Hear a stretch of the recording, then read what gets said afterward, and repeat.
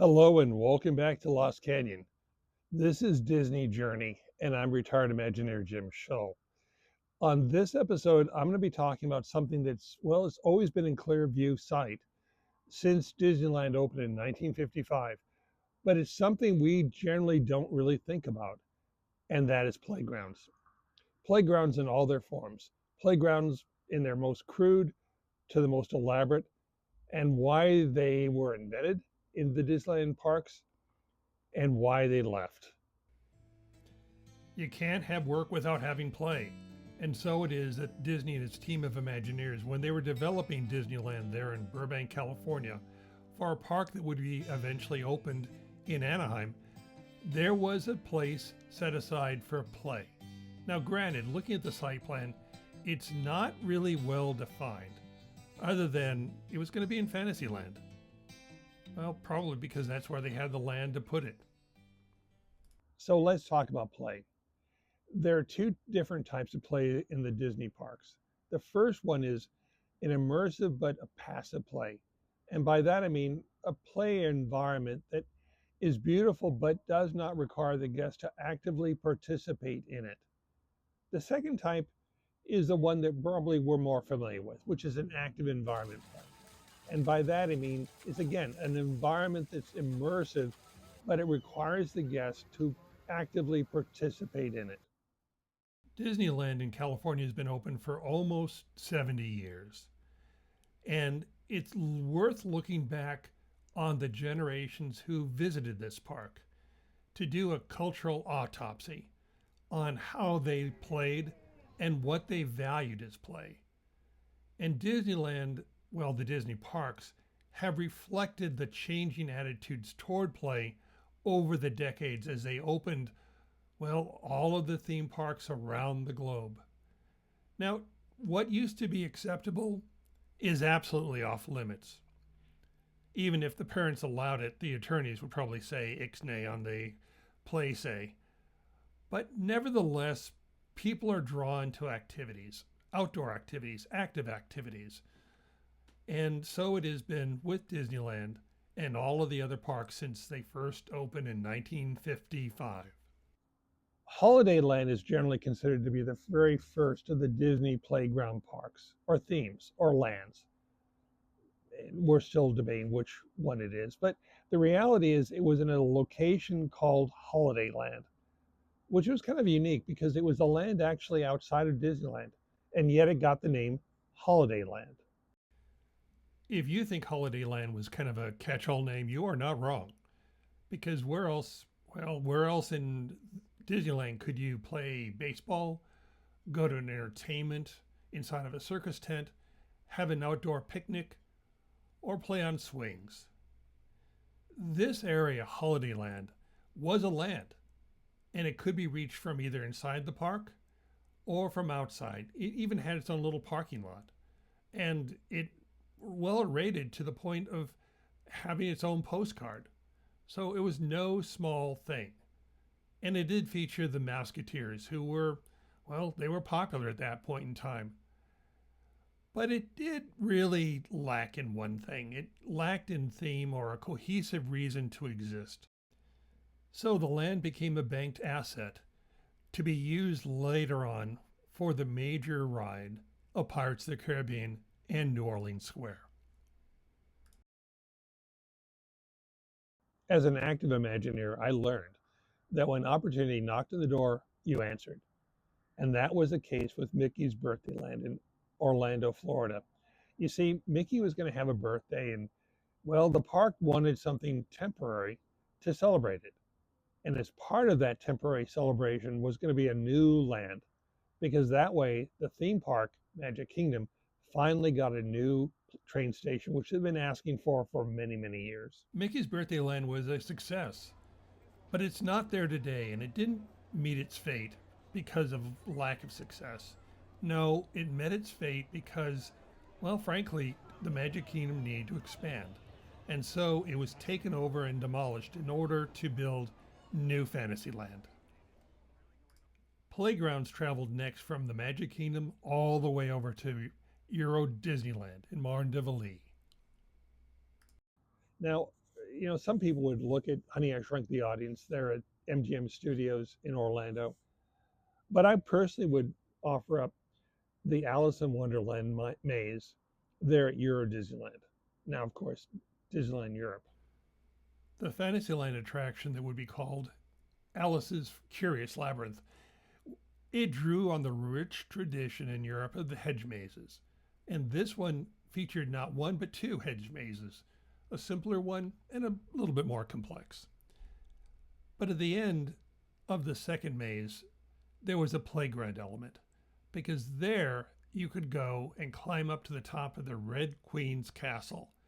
And from there, you'd be able to slide all the way down. And that was a lot of fun and very unique and very successful.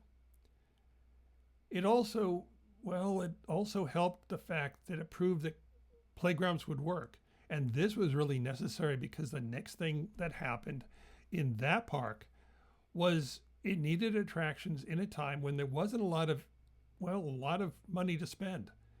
And so the management of Euro Disneyland cast their eyes around and they settled on building in an area of Frontierland that wasn't terribly well visited.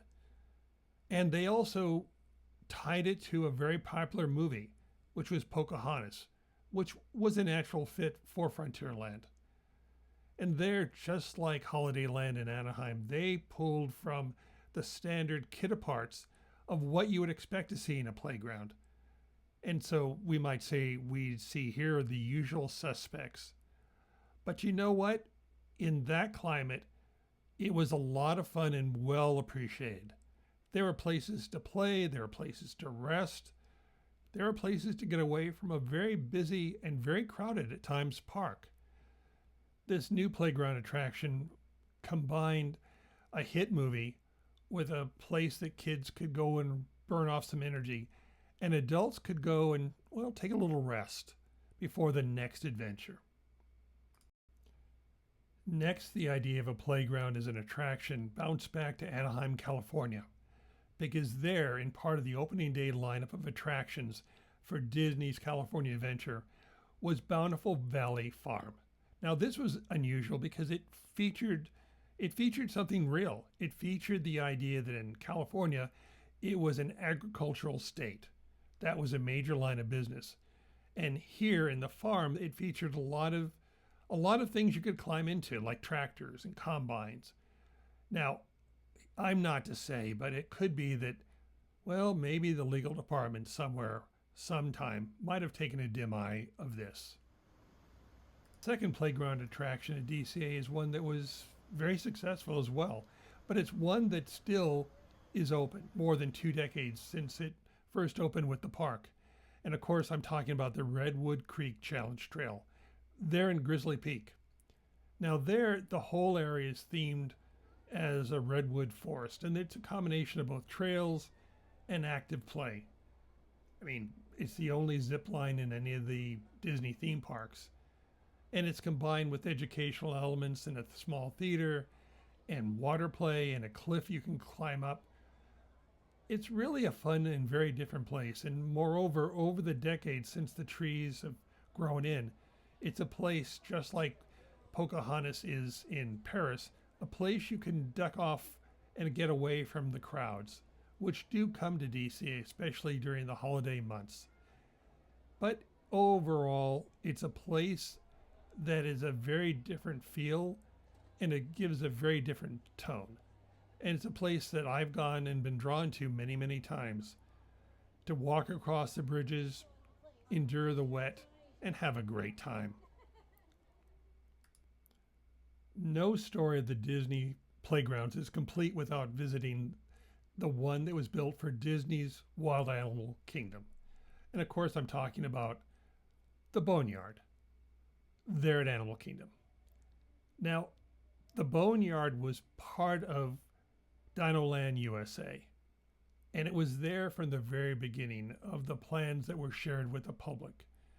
And it kind of took the idea of the immersive environment combined with play and dialed it up to 11, because there it was very active with the slides and the nets and the climbing spaces and the tunnels.